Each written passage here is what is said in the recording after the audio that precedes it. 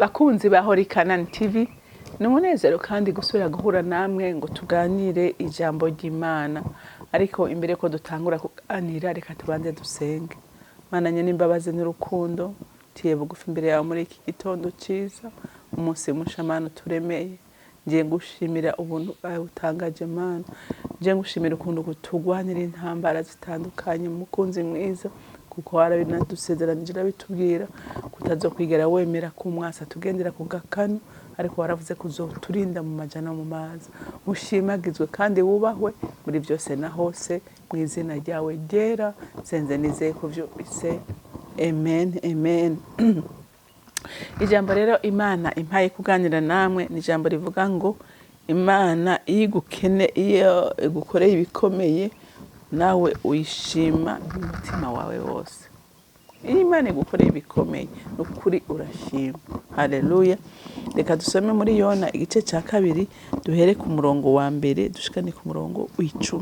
Umve ingene Yona yashimye.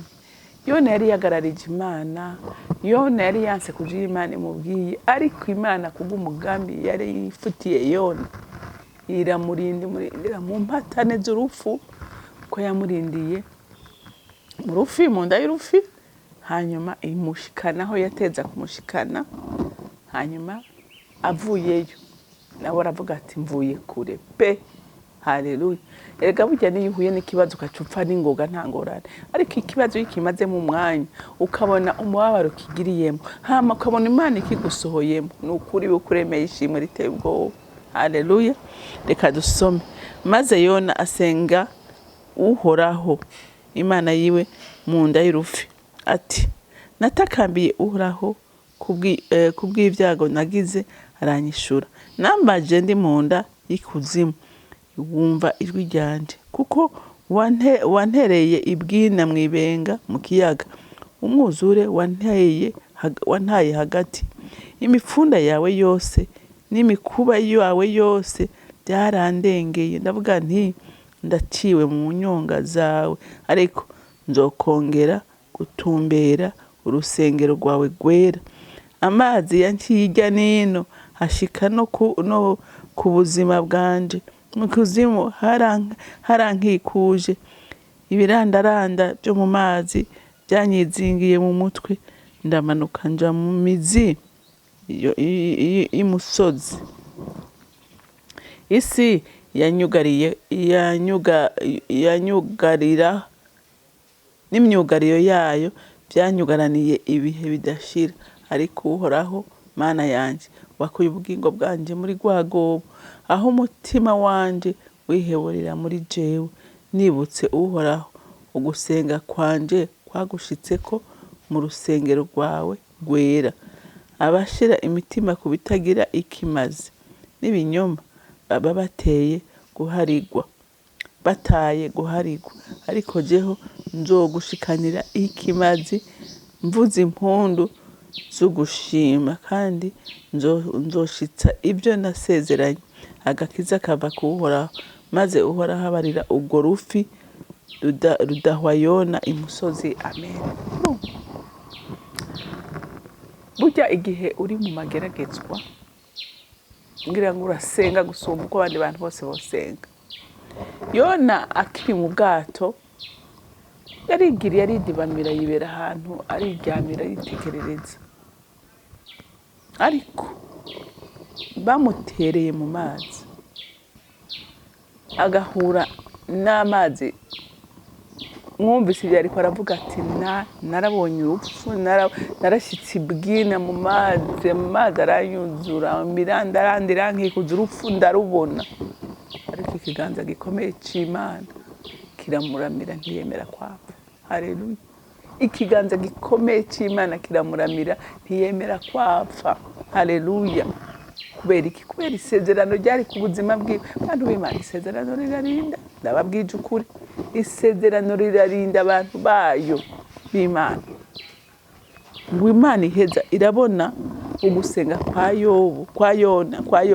Imana irumva ugusenga, irumva ukwihana kwa Yona. Marigre ko yari yagararije, ariko agira umutima wo kwihana no guhindukirira Imana. Imana iri mu ijuru irumva. Haleluya. Nta migira iki ngo itegeke urufi. rurasama ruramutegereza ruramumira kandi urupfu ruhabwa itegeko n'Imana mu bintu bitabaho ubundi normal mu rupfu ntigomera umuntu ngo usubire kumuruka rukamubarara iminsi 3 n'amajoro 3 ariko kubw'ijambo ry'Imana nta kidashoboka nico gituma abantu b'Imana no gusubira kubinginga ungira ku Mana mu ntambara urimo ungira ku Mana yibarire irumva yibarire ntiburi kubigenza ntiburi inzira haleluya Yona mu bugarariji bwiwe akenge karagaruka kandi Imana yamuhaye uwo mwanya wo guca muri icyo gihe kugira ngo atahure urumva ku murongo wa 5 ngo amazi yanciye ijya nino ashika no ku buzima bwanje ngo mu kuzimu harankikuje ibirandaranda byo mu mazi byanyizingiriye ko mu mutwe urumva yahuye n'amakuba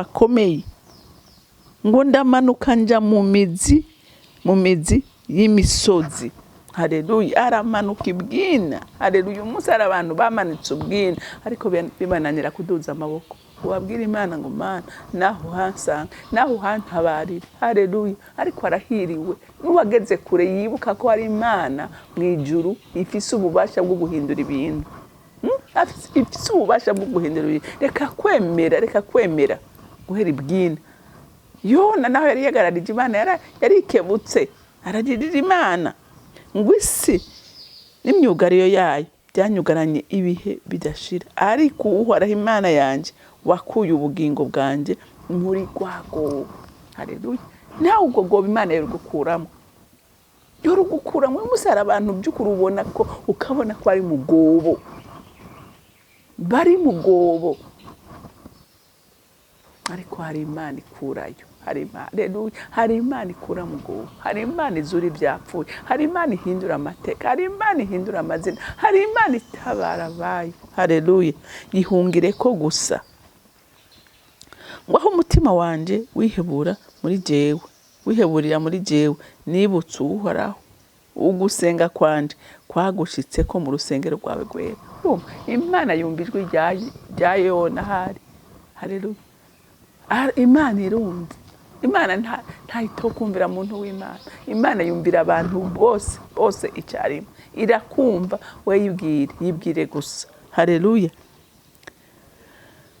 ngo abashira aho umutima wanje wiheburira muri jewe nibutse uhoraho gusenga kwanje kwaragushitse ko mu rusengero rwawe gwera abashira umutima ku bitagira ikimazi by'ibinyoma baba bataye guharigwa mwavyumvise abashira umutima ngo kubitagira ikimazi baba bataye kuruguharigwa ugarutse ku Mana ukihana uko ibyawo burimo byose ibyo waraciyemo byose Imana ntibikangwa Imana irakubabarira Imana n'umuvyeyi wa twese Imana n'umutabazi wa twese itugirira neza twese ata muntu numwe ikuyemwo haleluya ngo ariko jeho ngo